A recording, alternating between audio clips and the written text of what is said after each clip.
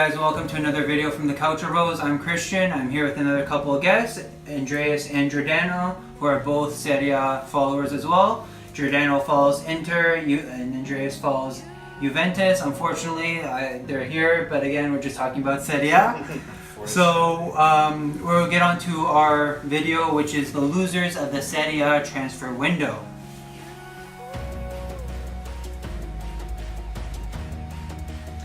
So our first loser of the day is Fiorentina. They had an abysmal transfer market, wouldn't you guys say? Yeah, other than Simeone, they really depleted their squad with most of their stars. Yeah, so we can say Simeone would be their best signing out of everyone, probably. Definitely. Yeah, you know, they got rid of a lot of the midfield, as in Borja, they're the heart and soul, just like Totti for Rome, I guess you could say. They got rid of Vecino as well, Bernardeschi, pretty much. Yeah, we did captain there. So, and you know, what did they really do to replace them? Yeah, we did speak in me and my brother in one of our other videos saying they did really deplete their squad. Their best sale would probably have come from Kalinic. He was alone with an obligation to buy, but for 30 million, with someone on the wrong end of 30, you know, you can't go wrong with that, I guess, right? So Fiorentina, laughing. He's a proven Serie A goal scorer, but how long can Milan really get out of him? Honestly, and for 30 mil, which they didn't use to replenish the squad, it was a good deal, in my opinion. Honestly, and he has scored double-digit goals in both of his seasons there, but he had a worse conversion rate than Baca, so you know. Simeone has big boots to fill. So he is young. He has time on his side. Out of the people Fiorentina have brought in, I would say probably their worst signing was Christian Biraghi, because he's been on lower end teams. What experience does really he have at a top end team? Serie B to relegation Serie A teams. He was lower end. He did come from Inter, but it's not like he had a chance to play at Inter. He was really he would starting guaranteed right now. And anyone over Nagatomo probably. He's never leaving that guy.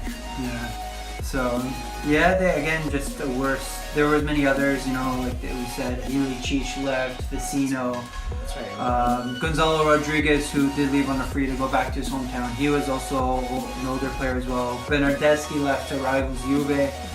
And they did bring in Zecchini, who is a youngster, but he has time to prove. Tero from Udinese, who is a goal scorer, but he is 34, so he probably has 1 or 2 more years on him. Yeah, as well as Benassi as well, but he still could take a couple of years to get used to and become a real threat in the midfield.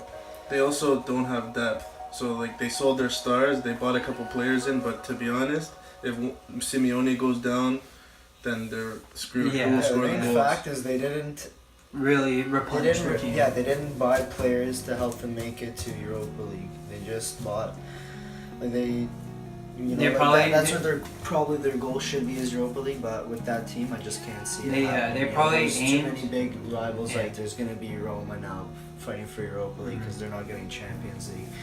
They're definitely gonna have to go against Sampdoria, Lazio. It's gonna be a really exciting season. Considering they had two opening day, not opening day defeats, I guess, but I guess an opening day and then a home opener, which they both lost. But they should have tried to do more in the transfer window, but I guess they didn't do much. They can't really expect anything less than the results that they got. Shall we go on to team number 2? Team number 2. And who else but AS Roma? I know my brother's not here to deny those, but honestly, it's true. It's okay. They are one of our losers. If you think otherwise, let us know. But in our video here, they are the second loser of the Serie A transfer window. For me, selling Salah, who's honestly their most effective attacker, and gives Zeko half the crosses to feed off of. And as well, Rudiger, they got a good fee for him, but he was a good partner for Manolas, and he also is very young and has a big ceiling. Yeah. So And there's a reason Conte bought him. Yeah, there is. But like with the likes of selling Salah, you can't replace a guy like Rudiger. I mean, you can't replace a guy like Rudiger with a player like Moreno. They're two different players. You know, the quality level is way different. The experience may not be there, but Moreno probably has a little bit more experience than Rudiger for sure. But Rudiger in the long run will be bigger. And considering Moreno's been playing the last few years at PSV, which isn't as elite as Serie A or any of the other top 5 leagues, He just has chances. so What they have hope for is Moreno's a seasoned Mexican international. He gets a lot of caps for Mexico, as well as PSV did play in the Champions League for a while. So he does have European experience. that's what they're looking for, considering they want to go farther in the Champions And with League. Monkey, he looks to like buy all the bargains. So you never know how he'll turn out. Like, but as of now, he's a downgrade to Rudiger. That's the thing, like Roma have done well in this transfer market because they were able to make profit. They did sell a lot of people, buy players for cheap, but they didn't buy players who were not world class, but like well proven in a way that in the long run in Champions League it will not help them out. You know, like group stages easily they can make it through. Well, they could probably make it through. They do have a tough. that's So for sure. So that's probably where these last few days of the Mercato probably would have helped. Yes, they did buy young players in Karsdorp, Pellegrini. They also buy Under, Sheik, who is their best signing. That's definitely a great one. He could be as good as Ibra, that kid, if he fulfills his potential. But a lot of these players, they don't have experience like some of the youngsters in Europe. So for them, it was a tough one to let go of Rudiger and Salah, who probably would have helped them this year in this group stage. It feels like Defrel's also a panic buy. They bought him for 30 million just to please the fans. He's a great Serie A player, but he's also improving in Europe. Exactly. Like he has scored, I see double-digit goals in one of his years at Sassuolo. But again, he wasn't probably the best person to replace Salah. He is more of a striker rather than a winger. He's also will be the third striker because they have Dzeko number 1 and Sheik number 2. And I think Sheik getting a year under Dzeko will be very good for him. Right now, I don't think he'll be as effective, but next year, getting the advice from Dzeko, who was the top scorer last year. Yeah, Dzeko. Yeah, so I think he'll give him some good tips because they both have the same type of body type as well, tall and skinny. But that's also if Dzeko can keep up with form. He did have his first year disappointing with Roma, but he did manage to keep it up in the second year. But again, it's if he can keep it up. Of Salah, we'll see what happens. Exactly. But in Italy, the players get better like wine when they get older, usually. Yeah. And now on to the third team. And now for the third team is the other Roma team in Lazio. Lazio, who finished 5th last year, ahead of Milan, behind Atalanta, had a decent year, I would say.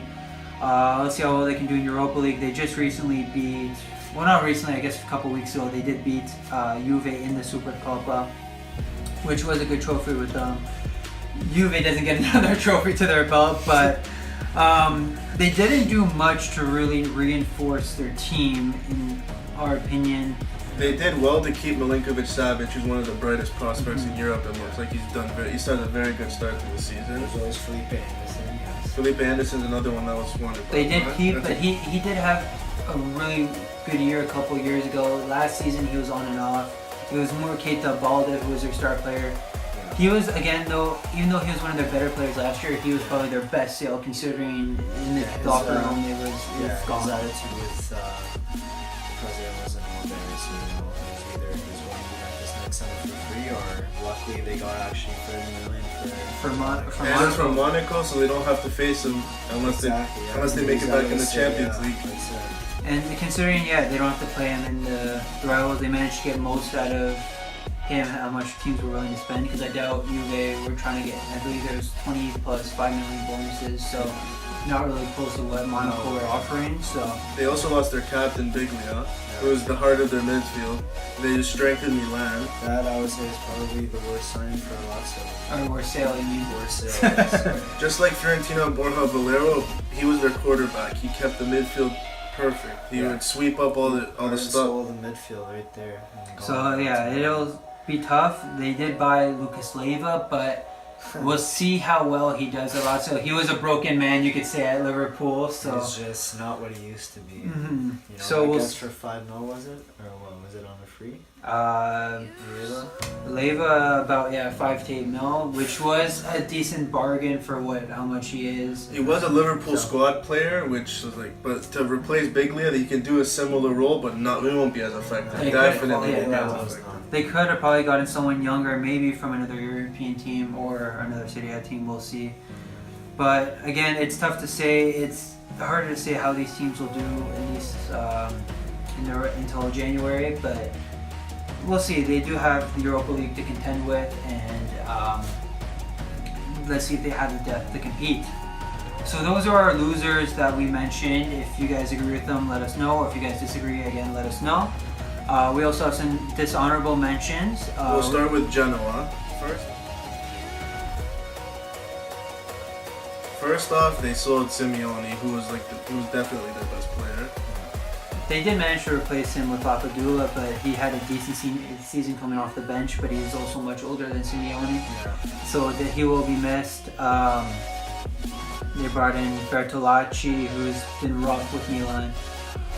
They did sign Centurion, Galibanov, who's a Serie B striker at best. So again, not players they can really replace with. They got rid of Canilla, who was an experienced Serie A striker, managed to score goals. Is that the Chilean guy? Yeah. Yeah, He was a pretty good striker. he was good He one. did decent. They also got rid of where is he? Munoz, who was a decent defender at the back, managed to keep it. Berdiso was experienced. Hiljamark was a good person in the midfield. So they did have some losses, didn't really strengthen well, but again, we'll see. And then our second, Udinese. yes, our second loser is For me, they sold Bruno Fernandes, he's a very good player. He's on the Portugal U21 team or U23 team, whatever it is. He has a good upside, and Sporting pretty much got a bargain, I feel, because they didn't get much for him. Well, speaking of Bruno, they actually sold him to Sam, so he left from Sam. But he was with them. But they did sell players like Panayotis Kone, who they sold. They sold Tero. They sold Carnesi. He's a very experienced Serie A striker. They had a lot of players that have been around for so long. Like Meret, they let go on a loan. But That's good. He's a young keeper. He can get experience and maybe have a Donnarumma effect if he comes back. Yeah. But I was gonna say because they did send Meret on loan, but they do also have Spufe as their starter. But they don't really have a good backup in case, so it would have been good to keep Carnezis unless they did come up with someone. Well, I see here Bizzarri, but Bizzarri came from Pescara, so not the best backup you would have wanted. Yeah. One good thing they did is keep Yankto. Yeah. He's a very good prospect, playing for the Czech Republic national team now after a good U21 Euros, and he's definitely going to go for a big fee either in January or next summer. He was rumored at the end of the Mercato to go to Arsenal, I heard. and Milan as well, so that would have really helped. They signed Maxi Lopez, who He just takes L's on and off the pitch, that guy. honestly, Just, getting passed around more than a soccer. and then passed around more than his wife probably. Oh, yeah, Yes, ex-wife. They did sign a youngster in Koulibaly from Pescara, but he's not Fantastic. a good pickup, but he's again inexperienced. Berami, who's inexperienced. You need someone again in the mid. Benami never really got game time at Watford either. No, but he's been around for Napoli, so Napoli, he does know Lazio. the league okay. Koulibaly, he played last year for Pescara, but They also still, they he's sent still out 18. Pertot on loan. They got rid of Badu on loan as well. Really big loss, like Pertot and Terrio. So they did have Huge. a few losses as well. So Yeah. those are dishonorable mentions. If you guys any other teams that you think should have been on this list, let us know. Keep an eye for our winners of the Calciomercato. Sorry.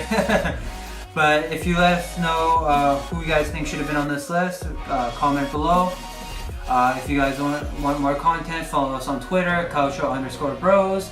And as well, follow us on YouTube for more content as well. We'll hear from you guys soon. Ciao. Thank you. Thank you.